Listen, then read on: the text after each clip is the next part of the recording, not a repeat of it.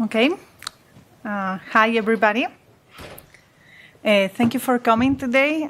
It's my pleasure to invite here today Aaron Stanton and Marlies Quinn, who are coming from the VR Institute of Health and Exercise and also from the San Francisco State University. I think they have a very interesting background. Aaron worked on classifying ebooks on an automatic way. Their tool was widely used globally and later was acquired by Apple. And he's now focusing in a different type of content. He's looking at VR and how can we classify VR. He found out, and Marlies joined in that effort, that virtual reality can be a sort of a gym. Some of the activities that we perform there are very exercise-like. And in particular, they were looking at this Audioshield game in which people have been playing for over 700,000 hours. And so they have developed this tool to explore in a more methodological way how many calories are you actually burning in VR. I think this talk also gains a bit more of attention these days. We are seeing how content in VR, it's hard to classify, and I think it's interesting, this effort, so I'm happy to have them here. Thank you for coming. Thank you.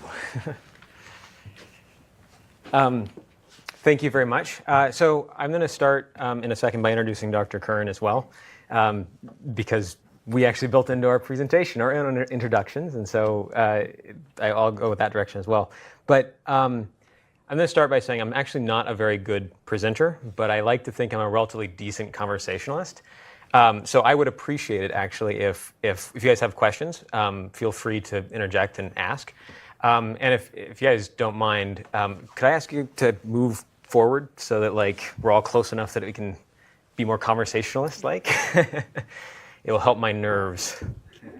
You're still allowed to totally work on the laptops. That's fine. But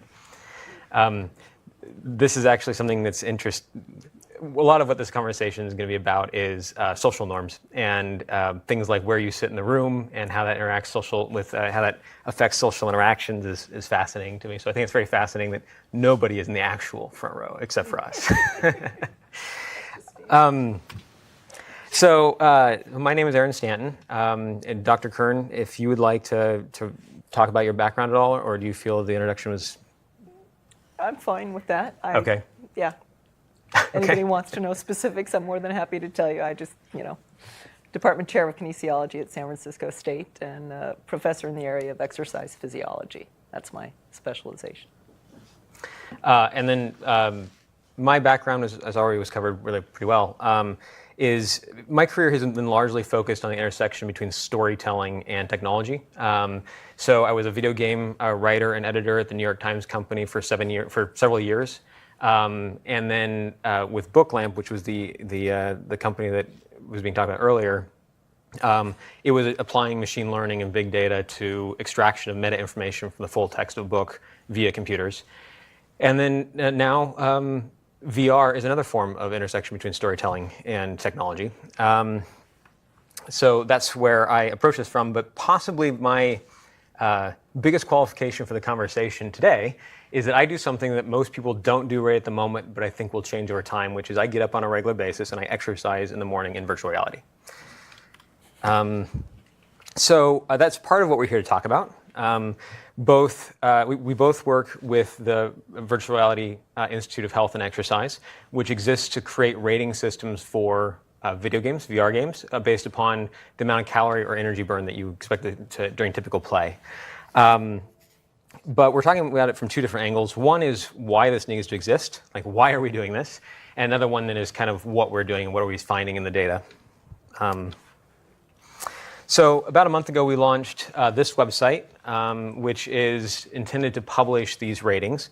So if you're familiar with the ESRB ratings, like E is for everyone, or movie ratings, like R-rated movies, the VR exercise ratings are designed to be somewhat similar.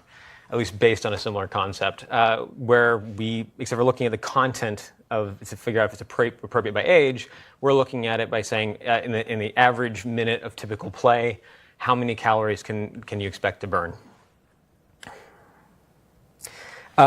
One of the issues that we've run into a lot of times is people don't have very good mile markers or milestones for figuring out where exactly they are in the exercise spectrum, especially in VR, which, as you'll learn, we're finding people don't report that they're aware of the amount of exercise they're actually getting.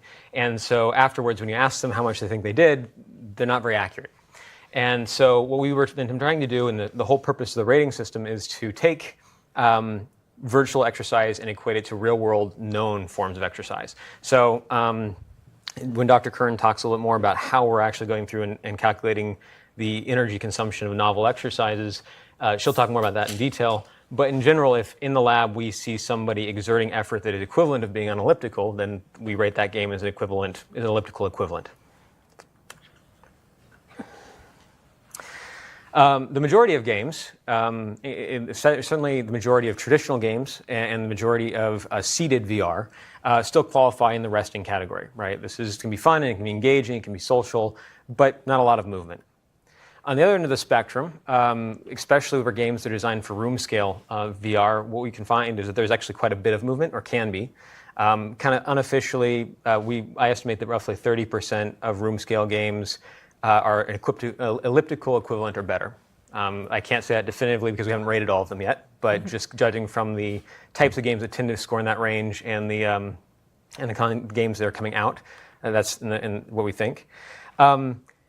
And the highest rated game in our system, a boxing game called Thrill of the Fight, actually is not only scores higher in the metabolic score than traditional boxing, but is actually competitive, is equivalent to sprinting, which is one of the higher exercise difficulties that we measure. So, but why do we measure this? Is what I want to start with. Right?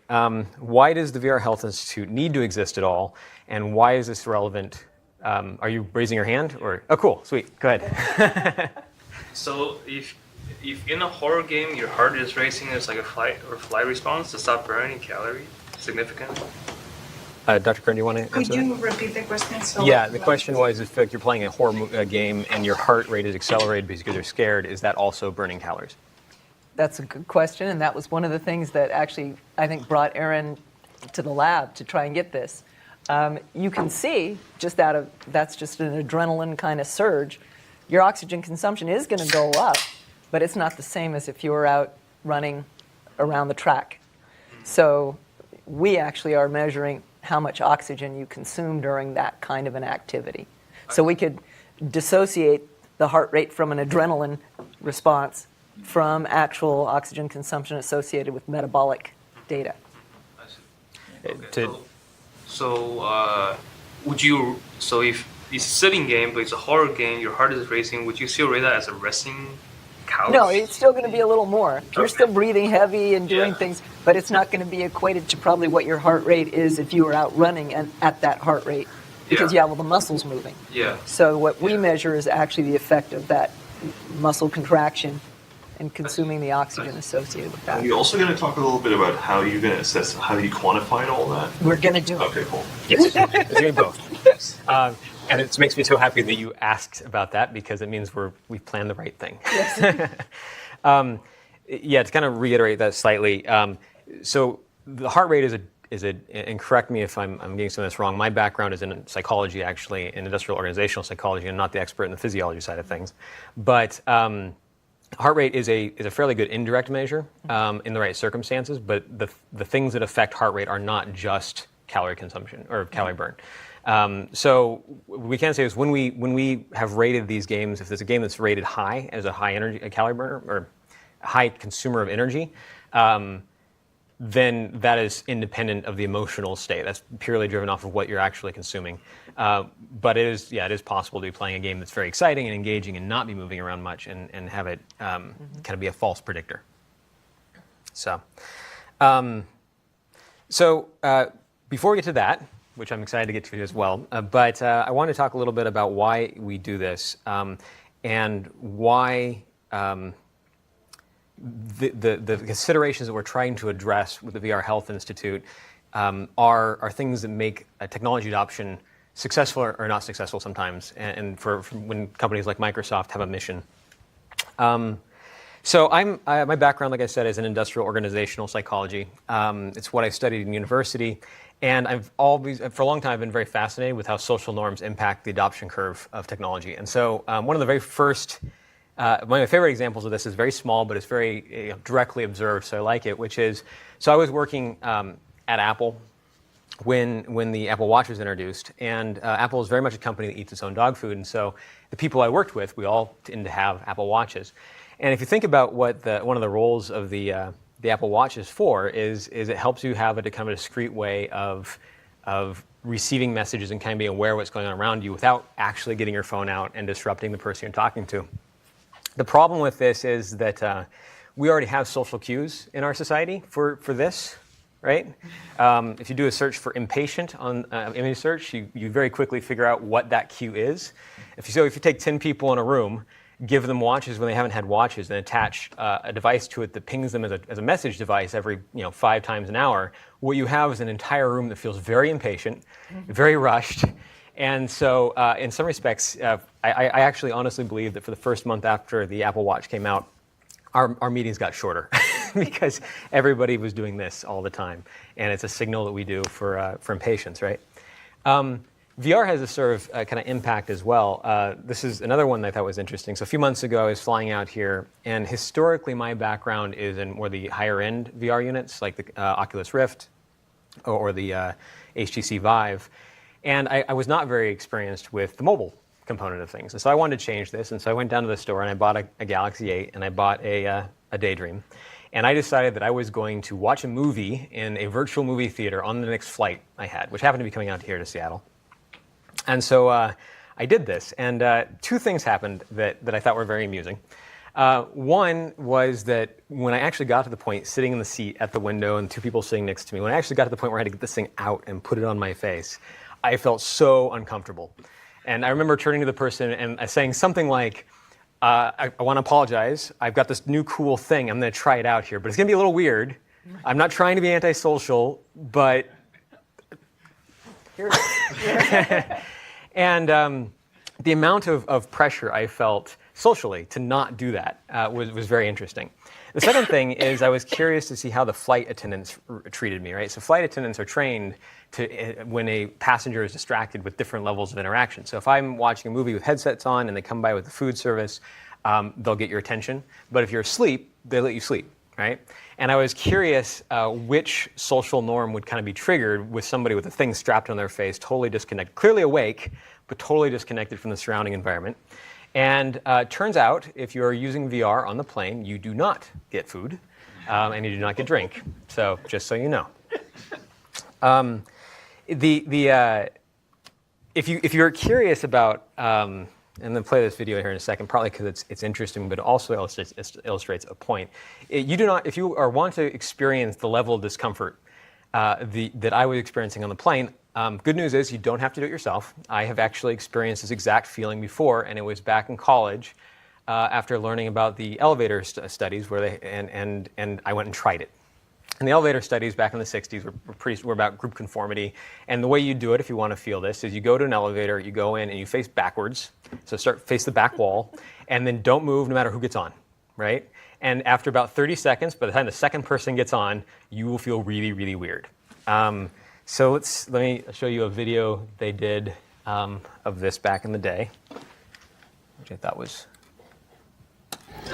The gentleman in the elevator now is a candid star. These folks who are entering, the man with a white shirt, the lady with a trench coat, and subsequently one other member of our staff, will face the rear. And you'll see how this man in the trench coat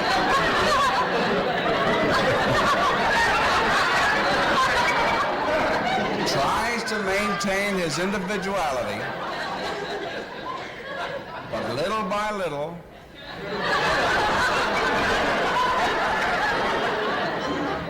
he looks at his watch, but he's really making an excuse for turning just a little bit more to the wall. Now we'll try it once again.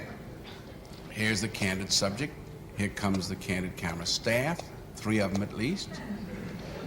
And this man has apparently been in groups before.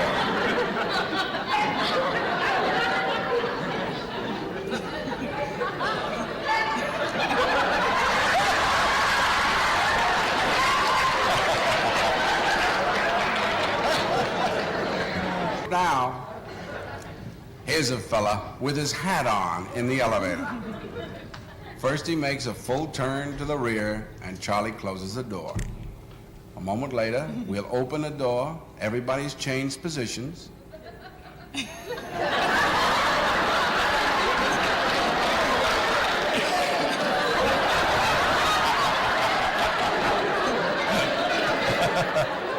Now we'll see if we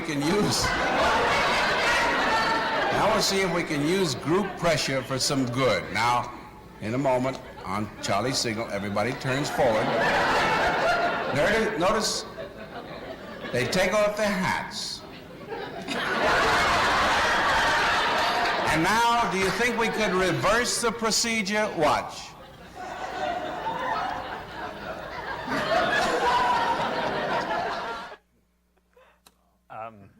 I feel so terrible for those people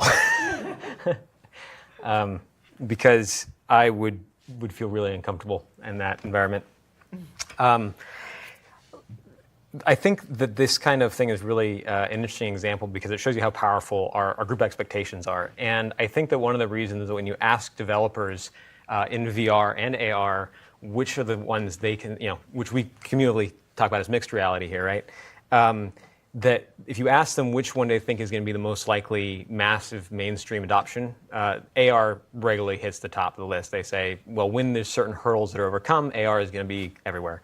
And I think it's this, right? I have a hard time playing VR when somebody's at home with me, unless I have a reason not to. Like I'm going to say, oh, I'm going to go exercise now, I'll be back in an hour. And I almost have to say, I'm leaving the room, I'm going to the gym. Because otherwise, I can't sit in the room when somebody else is in the kitchen and just block them out. And understanding kind of those impacts is interesting, and I think essential for understanding how people adopt technologies. So this is how the VR Health Institute in a lot of ways got started. The system that I use the most for my gameplay is the HTC Vive, and it's run on the back end by a system called Steam, which is one of the largest game distribution platforms on the market. And Steam has a nice feature is that it tracks and tells you how many hours you've been playing things. So for most of my life, this has kind of been a mixed sword, like a double-edged blade. On one hand, it's nice to know if I spent 30 hours playing a game that I spent $40 or $50 or $60 on, compared to a movie that's a pretty good investment per hour. On the other hand, it's kind of depressing to know that I spent like 300 hours doing basically nothing, or at least historically it's been viewed as basically nothing. But after a while, a few months after I got my Vive, I realized that I've been playing Audioshield for more than 100 hours. And Audioshield, is a rhythm game, right? And so basically you have a shield in each hand and these balls fly at you and you have to block them. It involves quite a bit of movement back and forth, and it can, at the higher levels, can be quite a lot of energy. And so I remember thinking to myself, I feel like I'm exercising. I'm breathing hard, I'm sweating. If, in fact, this is exercise, my virtual reality system is by far the most effective exercise equipment I've ever owned. Because I've owned a rowing machine, I've owned an elliptical, and I've owned a treadmill, and I promise you I've never spent 100 hours on any of them. I probably cumulatively have never spent even close to 100 hours on all of them. Let me just really quick show you a video of when I talk about Audioshield, what I mean in terms of there you go, this guy. So there's this is the website for the VR Health Institute. It's a little introductory clip. I'm not going to play all of it. It's only about 2 minutes long, but there's a little section where it shows me kind of dancing around. And it's most people, a lot of time when people talk about exercise in VR, they think of a very stationary person. And I want to kind of give an accurate picture of what I'm talking about. And I apologize for the cheesiness of some of this.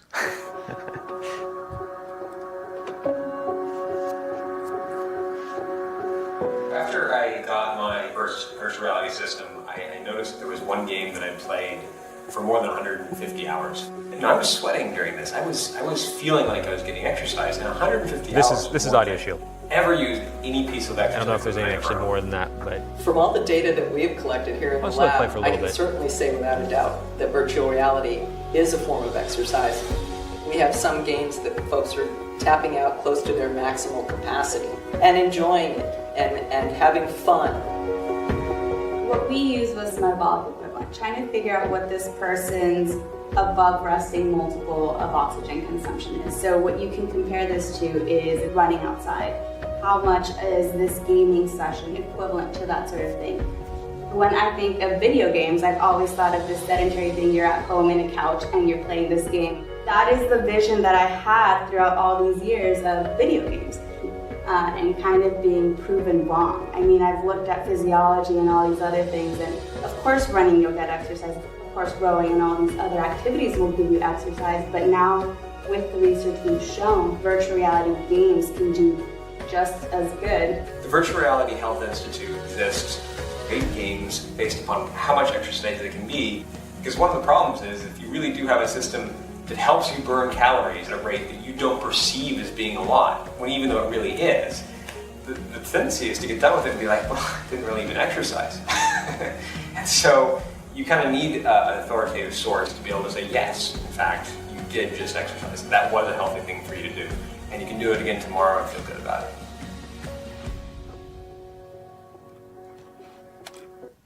So you got treated to more of that than I originally intended, but now you have a sense of like the amount of movement that we talk about when we talk about a more active VR experience. We get to the point about why the VR health industry exists. So after I started noticing this was in fact something I thought was exercise at home, I bought a heart rate monitor. I ended up writing an article just taking and sorting from highest to lowest a number of different VR games that I thought might be good exercise.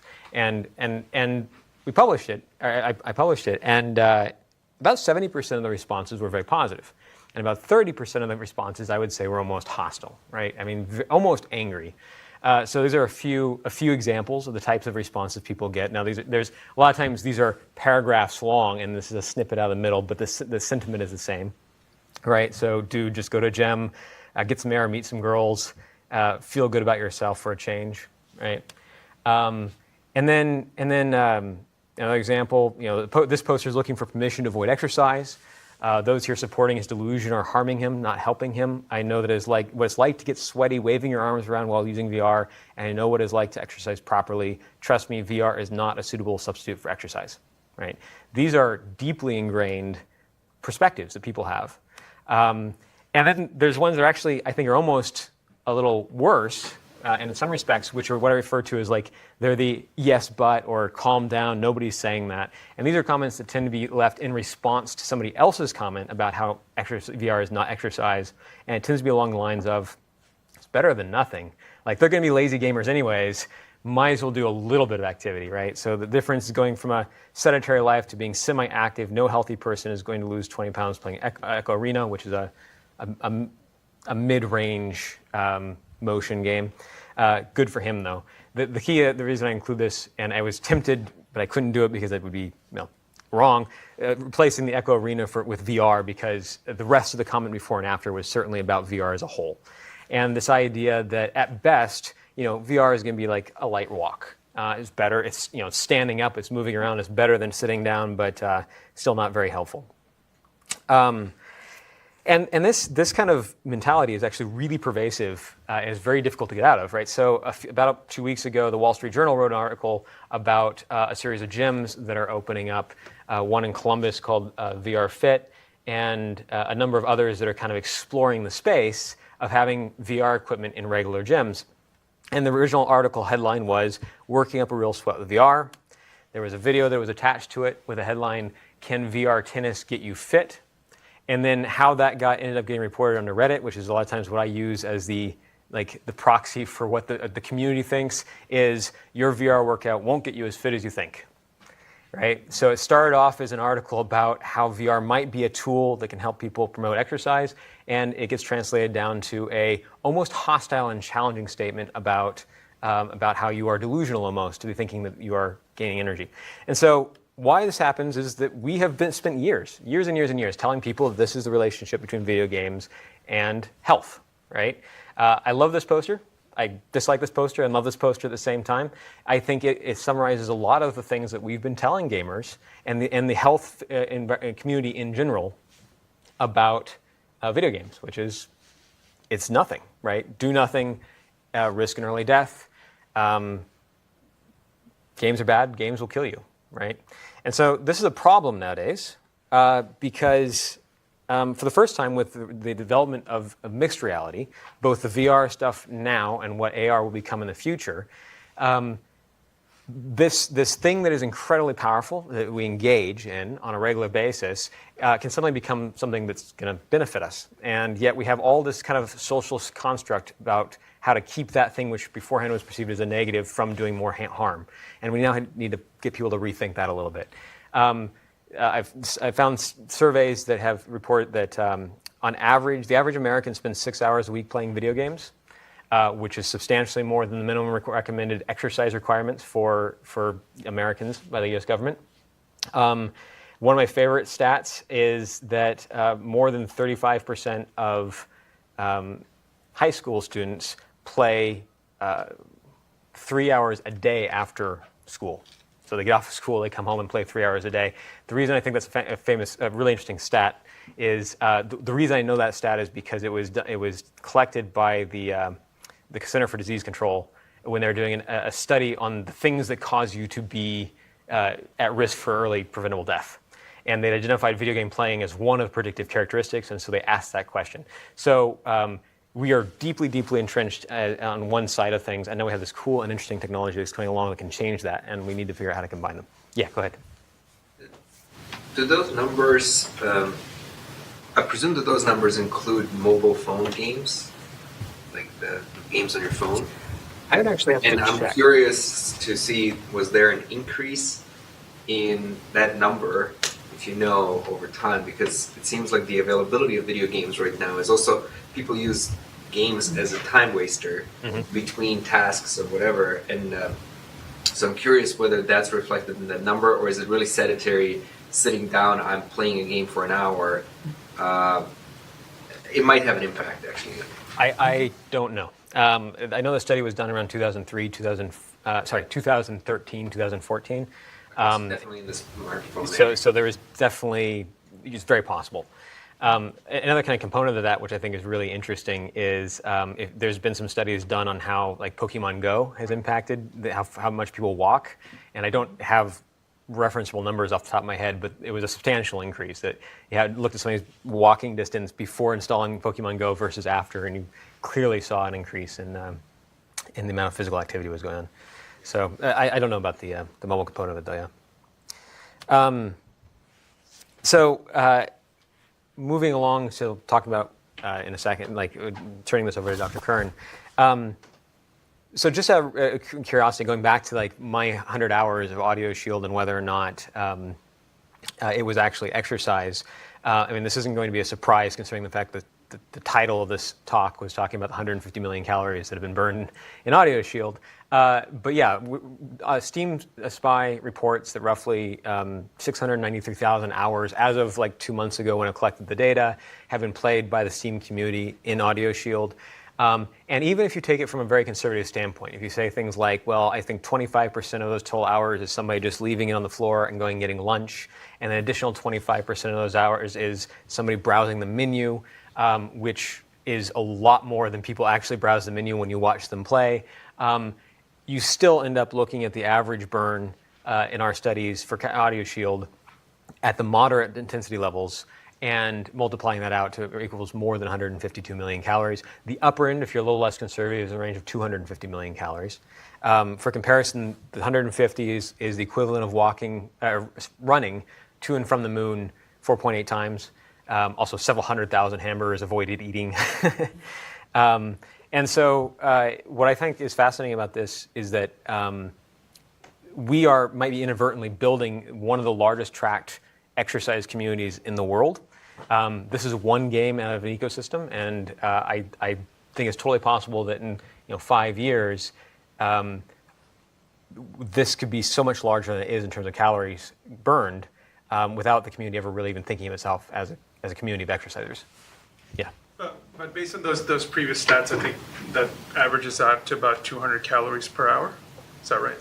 I don't know off the top of my head, but well, I mean, just doing the simple division of the total number of hours played and the total calories consumed, that seemed to be about 200 calories an hour.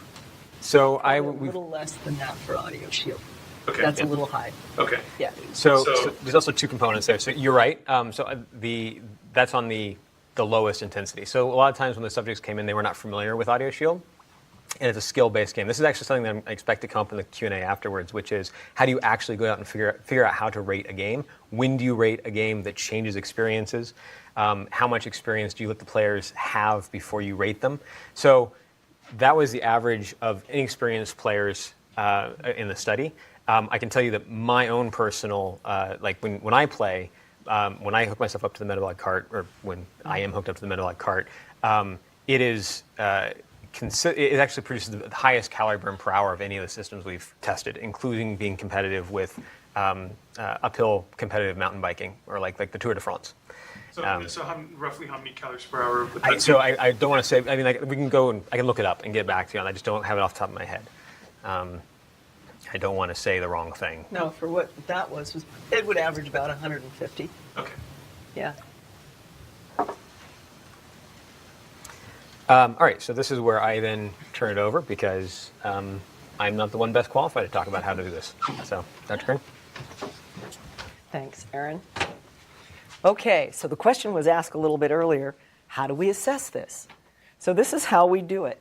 It was very interesting. I found interesting anyways when Aaron first addressed me and asked if there was any way we could actually quantify exercise. And I said, well, sure. Yeah, all we got to do is hook them up to a metabolic cart and measure their oxygen consumption. And I guess, being in the area of exercise physiology, I assume everybody knows that that's how you do these things. But no, not everybody does. So what we ended up saying to do, maybe we don't have that anymore. There we go. This is kind of a picture showing you of what happens when we bring somebody into the lab. And these are some students. That's Dulce, who you heard talking a minute ago. This was data that we collected for her master's thesis, and other faculty and folks who were demonstrating the whole thing. Here is a mask. Putting that on, we will collect all of your oxygen and all of your CO2. And we can quantify how many breaths you take, what the volume of air you move, and then that is hooked up to a metabolic cart that actually will tell you the percentage of oxygen and the percentage of CO2 in both the incoming, we know what room air is, but on your expired side. So we did that and then added the HTC Vive goggles, which you can see over here on Angelina, on top of that, and had them play the games. And we did this for 41 different individuals, 21 guys, and 20 women. So we looked at 3 different games, as the already star of the show, Audioshield, Hollow Point, which as you can tell is an archery game, and you've got things coming at you, and you've got to duck and go around and be aware. And then the last one there, the big caloric expenditure event is the thrill of the fight, which you can see is a boxing game. You can kind of see what's going on here. So you're ducking, getting out of the way, you're throwing punches, and that one ended up being the one that really got people going. So before we did this, we actually measured them first on a treadmill, exercising classically, doing what is called a VO2 max test. So if any of you have ever done that and have a familiarity with what kind of a thing, if any of you have ever had a heart attack, they make you do these things, but they keep it at a very low key. Looking at VO2 max is one of those things that we look at for someone's overall cardiovascular fitness. It is considered the gold standard. And if you're hooked up to a metabolic cart, then you get to do all those measurements as well. Not just looking at the max heart rate, but also looking at the amount of oxygen you can consume. So we did that first for every one of these subjects and had a benchmark. This is what their max capacity is. Then we threw them up on those 3 games a couple of days later after they revamped from the max test and measured the same things. And then we were able to say what percentage of that maximal capacity they were working at for each one of these games. This is an example, the kind of printout you'd see on the metabolic cart. So this is starting out, and this is Aaron's data. Since he had a copy of that on his own thing, it was easy to put the slide in here. This is him playing Audioshield, but playing Audioshield that's been on testosterone. It's been ramped up. He's played Audioshield for so long, the regular game is not, so he's bumped it 3 and 4 times.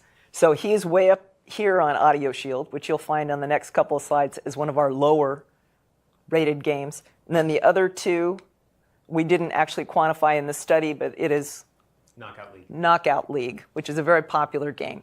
So we had him exercise for 10 minutes, then rest for 5, get back close to what his resting metabolic rate was, not quite, still left over from play a second game, and we looked at the average score in the last 5 minutes of the game. So they got up and into what we call in the exercise a steady state.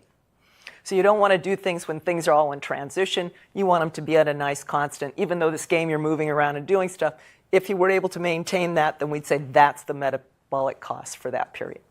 And then he came back down and rested again, and then turned around and did the same thing back and forth. On your left-hand side, VE is ventilation. RF is respiratory frequency, so number of breaths. So it's a breath-by-breath system, collecting every single one. And then on the other panel, we've got oxygen consumption, or VO2, and then VCO2. So from those things, we could actually calculate what kind of fuel you're using when you exercise. So here's the compiled data from Dolce's thesis, actually, looking at rest values, thrill of the fight, Audioshield, and Hollow Point, those 3 games that you saw people dancing around and doing on the screens. And we put all the data together, separated out men and women, those who had been gamers and considered themselves gamers versus people who had never done any gaming before. It's the first time they ever came in, just to see if there was some big difference between the 2. In general, the results were pretty much the same between everybody, in that thrill of the fight was by far the highest oxygen consumer for any one of the populations. Then Audioshield was the lowest in the white bar. And lastly, Hollow Point was kind of up and down. That's more of a skill game, doing this archery thing and getting it to go. You know, people are laughing a lot because they're missing things and it's coming back at you and all of those things. And in particular, if you look at the differences between the gamers versus the non-gamers, those things. But the energy expenditure is up there. 10 to 15, or 10, on average, the error bars are there, but 10 to 12 kcals per minute. Yeah?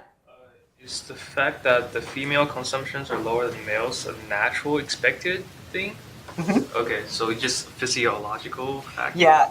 Kcals per minute is a calculation that's done on liters of oxygen per minute. So we usually look at everything in relative terms. The previous slide had milliliters of oxygen per kilogram body weight.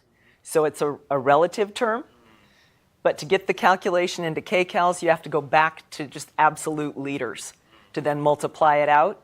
And since women are usually smaller than men, we end up with a smaller number of calories. Good question. It's one of the questions I use on most of my exams. They have to figure out, why would the women be less? We can change that into the kind of measurement that Aaron was talking about, metabolic equivalence. Trying to put this into terms that people will understand and talk about multiples of resting metabolism. So these are called METs in the exercise physiology world, metabolic equivalence. And they have a range. The American College of Sports Medicine has set all of these things up. And given whatever those numbers come out to, they have qualifications. That's vigorous exercise. If it's something between 7.5 to 10 METs, and that's where thrill of the fight landed. If it's between 4.5 to 7, then that's considered moderate exercise. So this would be exercising 5 to 7 times your resting metabolic rate. In numbers, that equates to 3.5 milliliters of oxygen per kilogram body weight per minute. So if you have 4 of those, you're up to 14, 5, 17 and a half. Most of the people that we saw in the study, young college-aged individuals, had VO2 maxes in the area of the high 30s to mid 50s. So these guys were exercising in a pretty good range, 50-60% of their maximal capacity, which would quantify them into the vigorous category. The last thing that we did in the study was actually ask people if they thought they were exercising. And if they were, what level did they think they were exercising? Were they exercising really hard? Was it mild exercise? How would you compare that? So this is just the subjective information that you get from the person. Even though we measured them as exercising on a vigorous based on their metabolic data, even during thrill of the fight, the numbers that we got, all participants, males, females, gamers, non-gamers, they thought they were exercising moderately.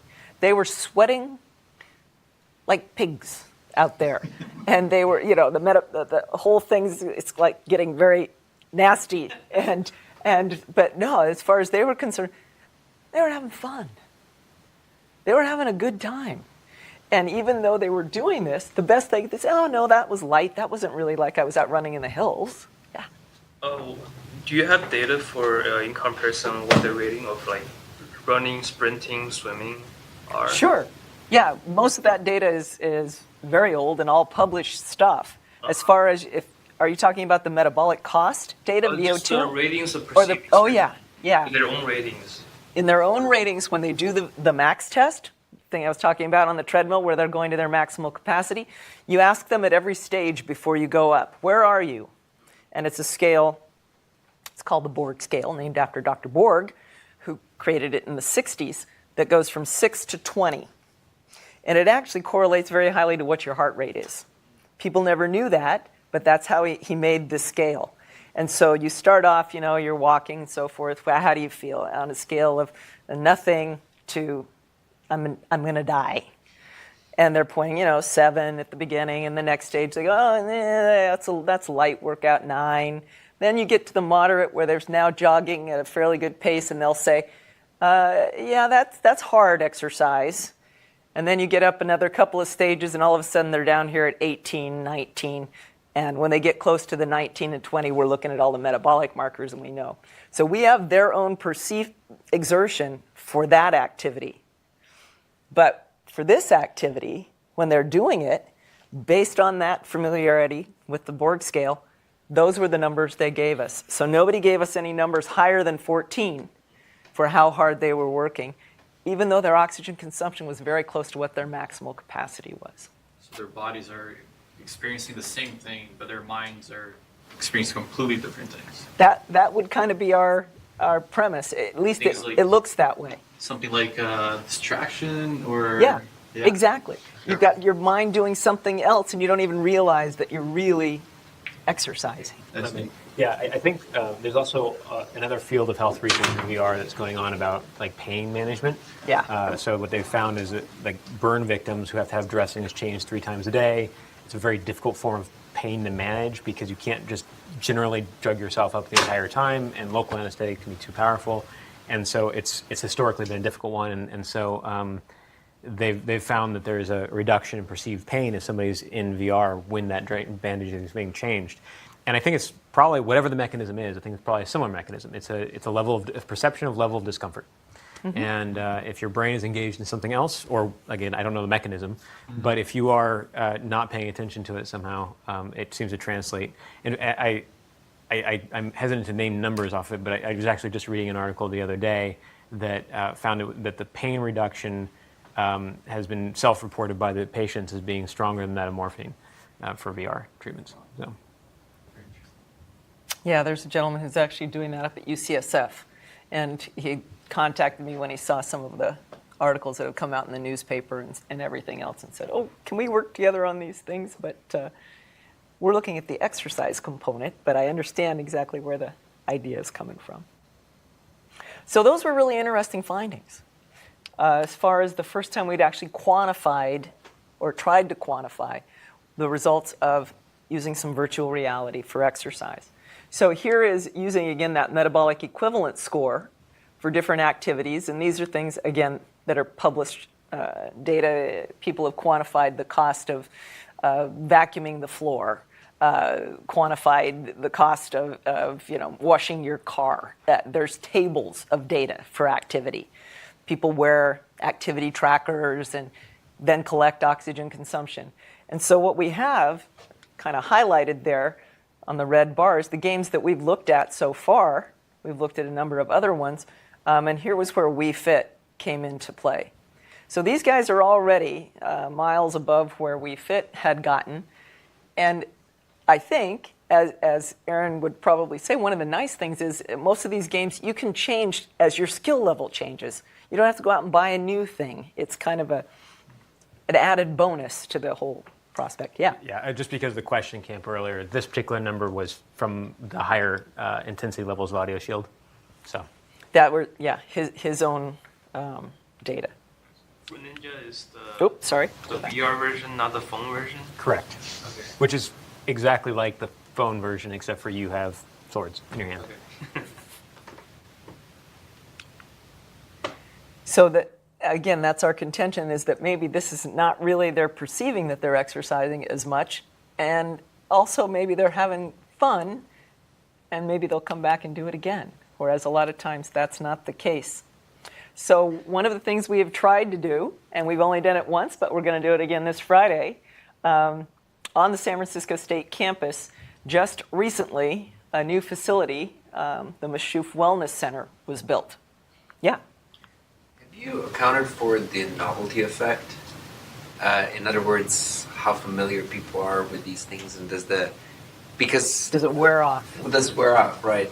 We haven't collected that much data. The only person I can talk to is him, and it doesn't seem to wear off with him because I think it's a well-known effect also in gyms, right? Like you start off, you're motivated, you get on a program, and then like going the second, the fifth, within the first month later down the road, compliance is a huge issue. So if I can, I don't have data for that, right? But that is actually the entire premise of the question about whether or not this is actually a more effective form of exercise, and is the basis for when I said, for myself at least, that the VR has been the most effective exercise equipment I've ever owned, is because I've continued to use it.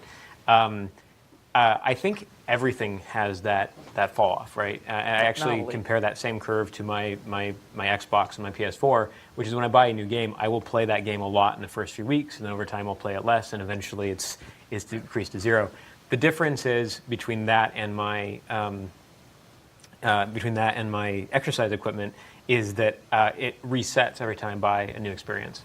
And so possibly one of the most powerful things about VR is not so much that it's possible to get a variety of exercises out of it, but that it has an incredible diversity in types of experiences you can choose from. And like if I could pay $50 a month and buy a new game, and that would keep me interested in going to the gym, quote unquote, in a way that I have not been historically interested in doing, I would find that to be an amazing value. And so the hypothesis is that that's what we're moving towards. If it's not there yet, that we will eventually, these technologies will develop into these tools that solve so many of the issues that keep people from exercising on a regular basis, that being one of them. But yeah, I also wonder how it compares to some of the more social forms of exercises, like spin classes and spin classes and things like that, where they don't have just internal motivators; they're externally motivated. There's a coach kind of yelling, just a few more hills or whatever, right? And the social component or the dance component in some of the dance exercises, right, must be something like that as well. So it's an interesting one too. Which helps you to get more engagement with it. Well, but also probably it has the similar effects where you're focusing on the music and focusing on the thrill of the experience, whatever that might be, and you might actually rate your level of exercise similarly lower on aggregate than if you're just like on a treadmill running and your mind is focused only on running and you just want to shoot yourself because you don't like running. We have a concept that we refer to that we've talked about recently is the painless minute of exercise. That that in a lot of ways what I'm searching for, and I think a lot of people are searching for, is that moment when you're exercising and you're not thinking about the exercising. And the different types of exercise have a different percentage of painless minutes. So you give me a treadmill without a TV, the amount of minutes I spend thinking about running on the treadmill is pretty high, especially at the end of it when I'm tired.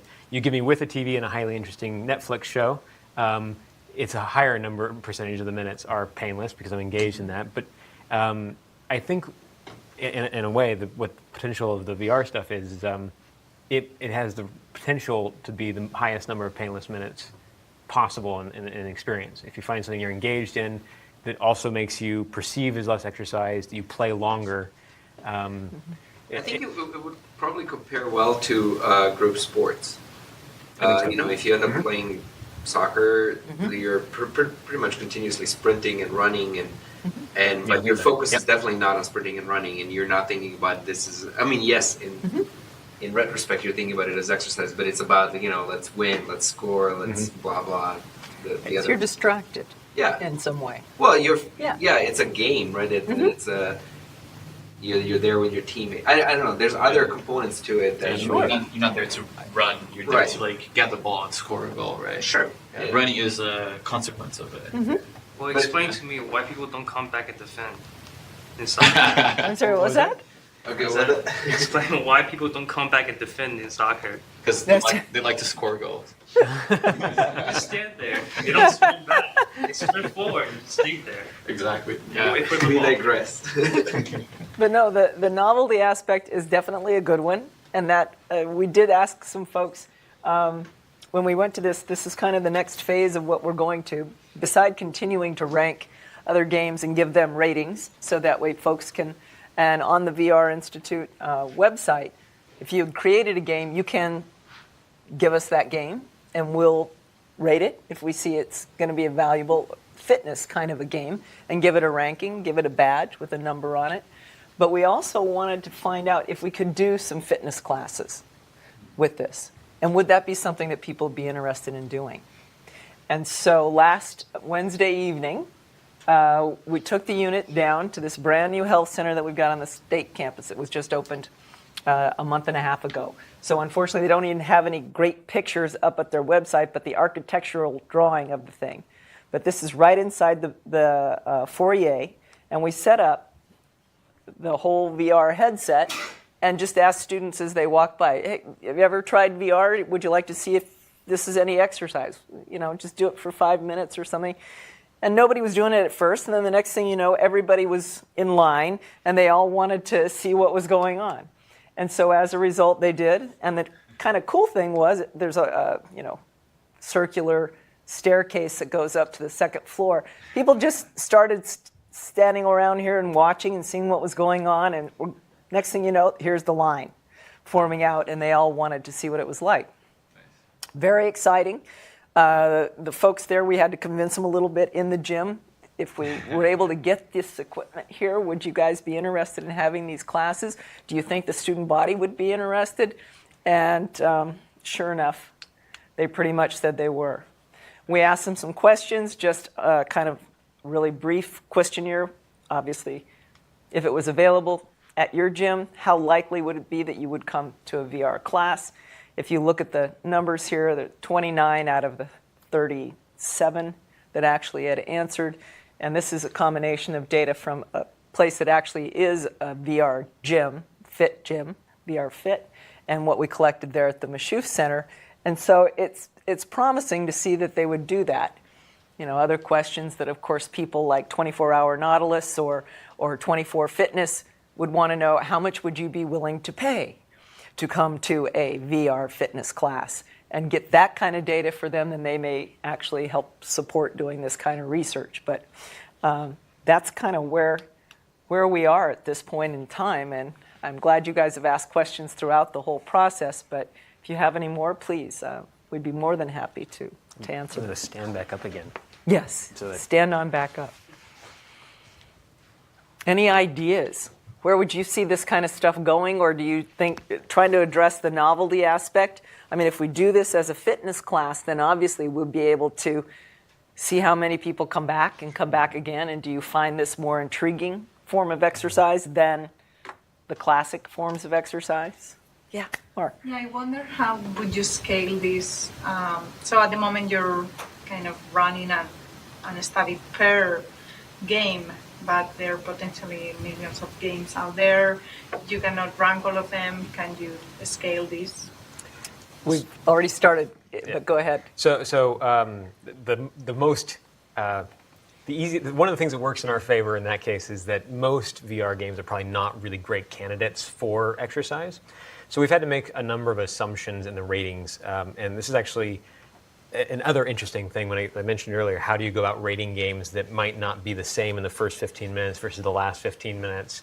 And are so heavily influenced by how you play, like if you play with like this, or are you punching at things?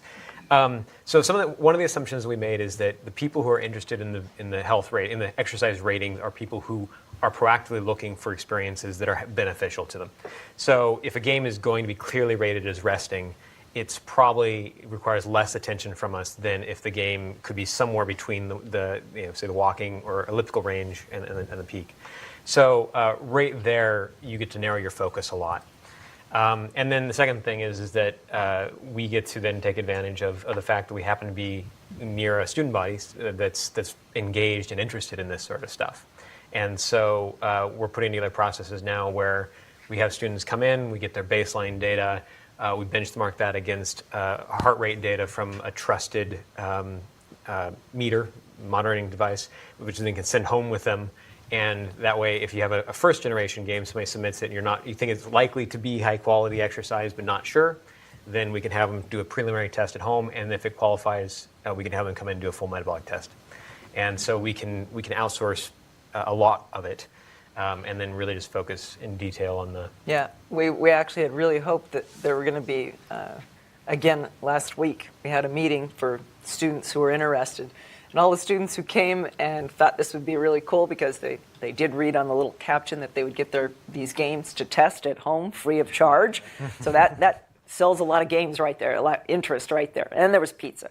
So that two things. You do this for students, it's wonderful. But of those people that came in, only one of them has his own VR setup that we could use for this study already. And we're not going to buy them all. The whole set, right. The headsets or the computer. Market, for sure. Yeah, it's there. Yeah. So with the boxing game, for example, if you were to compare that to a multiplayer version where the opponent is not a bot, but is actually another human in another VR setup, maybe in a different room, do you expect either of your core results to change, which is the number of calories burnt and the perceived pain level? I have not played those games. You have. I've actually thought about that quite a bit. And the reason why is because I was curious about why it is that Thrill the Fight could outperform in the metabolic score traditional boxing, real-world boxing. And my hypothesis on that is that there's a lot of other things that you do in real-world boxing, like trying not to get hit, that you don't have to worry about nearly as much. There's also pauses between rounds. There's, might be broken up for a period of time while somebody recovers. So I don't know. I would expect it to be similar, maybe a little less, because I think if you have two players that are both humans, the cadence might be slightly different, right? They might not both constantly doing this. You might jog around a lot more. You might dodge more. I don't know for sure if that would be an increase or decrease. I mean, a lot of times, if you want to look at this a different way, if you record somebody playing Thrill the Fight and how many times they duck, and you count each one of those as a squat, which they essentially are, you can start saying, okay, how many squats is this going to be in a given exercise period? And would that go up or would it go down if you're fighting a real human? I don't know. I think largely comparable if two were equally skilled. I will say, we haven't done any of those multiplayer games, but students have commented, and I think that would be one of the cool things doing a fitness class if we had these students in a room this size and their play areas set up and have them playing Aaron has mentioned one game that's kind of like a capture the flag game. And two people are working together, but they got to dodge behind this and go around that and all these other kinds of things. I think it could be really exciting and fun. And if I can, to add on to that, so your comment earlier about what are the VR can be what you make it. in a lot of ways, right? And the type of exercise experience you give to a player is widely variable depending on what the player wants to do and how you kind of engineer that experience. So can social, like in this game, will the social component drive people to try harder and get higher exercise? I think absolutely. In some games, will the competitive version of it be less because they're trying to spend more time strategically aligning themselves? Probably sometimes, right? I think with a computer-controlled player, you can do some really, really cool things, right? For example, there's a group that I work with down in San Francisco, and they're just now starting on what's called a game that we're referring to internally as Dungeon. So Dungeon with a G-Y-M, Gym. And the whole purpose of Dungeon is really to build a game that is fun, compelling, that you level up, that's multiplayer, cooperative. You can go dungeon questing together. I would love a world where I could go to a gym with my friends to go raid a camp. Right? Sold it. Yeah, I mean, like there's a lot of. I remember a long time ago when I was at a conference once when I wrote in the game industry, where I was talking to a researcher who researched game addiction, and it was surprising to me because one of the things he told me is game addiction doesn't exist, and which is odd considering he studied it. And he said we misunderstand a lot of times what game addiction is. If you take out the games that have no multiplayer component to it, there's very little evidence that people have the classic game addiction of going into the basement and excluding the outside world and not having the social contacts. So where you find game addiction is really much more like internet addictions, where people replace their real world outside connections with in-game real life connections. So they have friends in the game in lieu of having friends in real life. And this speaks to the incredible power of kind of these social networks, right? Yeah. And obviously you don't want to necessarily addict people to a game through social networks, but if you can figure out a way to use that power to lead to healthy lifestyle, that's really powerful. With Dungeon and with other games, right, one of the key pillars of its design is throughout the design process, we measure for calorie burn. So let's say I have a monster, and he's big, and he's designed to take 2.5 to 3 minutes to defeat, and he's got points on him that you have to hit and move around a lot, and we can calculate out, this is, okay, we expect you to burn 35 to 40 calories per monster. If you want to do an exercise routine, we'll generate a dungeon for you that can hit a certain target. Also, if you wear a heart rate monitor, which can then feed back to a server and inform the game, you can target heart rate bands, right? So the monsters can be harder or easier, depending on what you need as it's reactive. It's an interactive and reactive design. And then also you can do things like progression. So say you wanted to have a 12-week exercise program. Well, you have a dungeon that's 12 levels deep. You have progression of power-ups and tools and all the various things you have in a regular game, but you're crafting that in a community experience. And after a while, that's not everybody's experience, but there will be people who will really, really enjoy that. And there's going to be a variation of that, I think, for lots of different people, and that's the power of it. Yeah. What do you think about the chance for injury with a lot of repetitive motion? And I think with so many games, VR games coming out, I expect it to be like PC gaming nowadays. It's going to be a lot of quick games.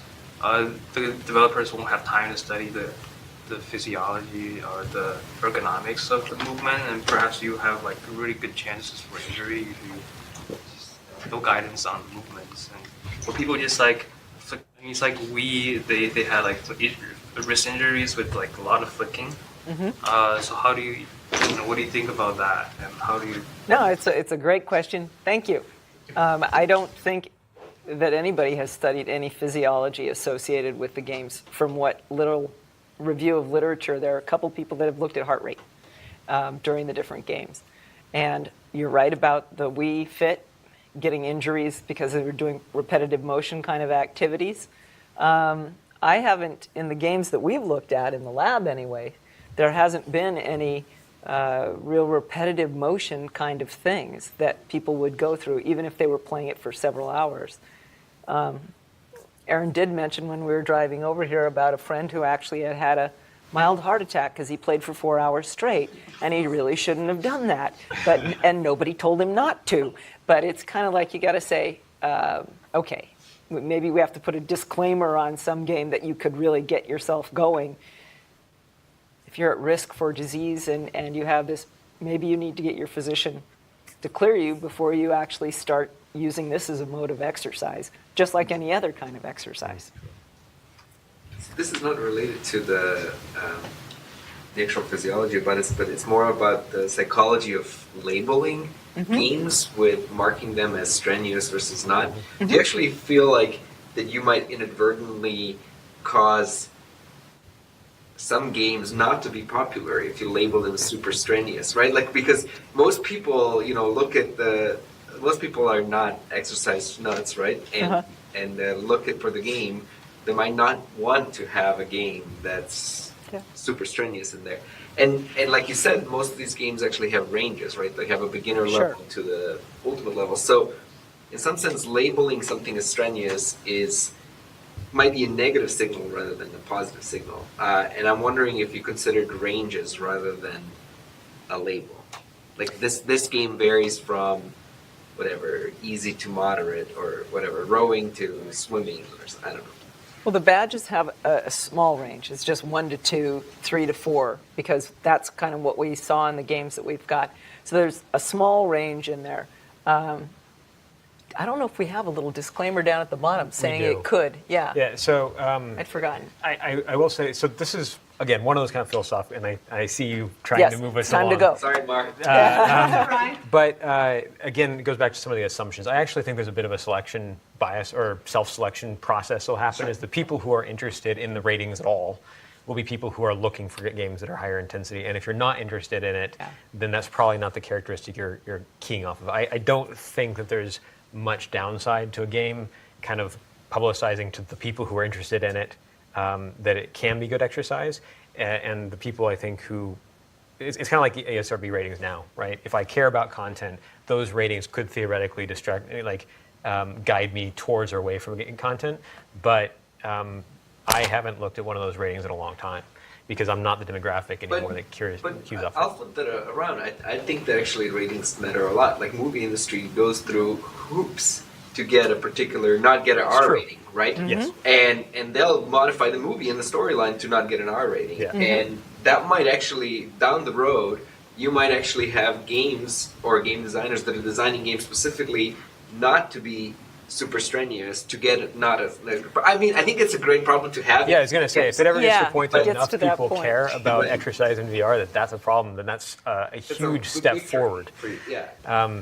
But and also, that's an interesting discussion that we can have offline. But I think when you inform people about what they're looking for, designers or consumers, they get to figure out what they're looking for, right? And so I don't think there's anything negative about a designer saying I'm going to target. In fact, I would actually argue you absolutely, as a designer, if you're in VR and you don't know the difference between designing a game to exhaust you in 30 minutes versus when you can play for an hour and a half without exhausting you, you are kind of overlooking a big characteristic of VR development or AR development. You should have in your mind your target goals because they can be opposites. Designing a game for good exercise is not necessarily a good thing if you're designing a game that's different. So anyways, Okay. Thank you very much for your talk. I think it sparked many conversations here. We'll take them offline now. Thank you also for the people who were probably on their offices watching your talk. And I think you're going to be around during the day, so other people can catch up with you guys. Okay, thank you. Thank you very much.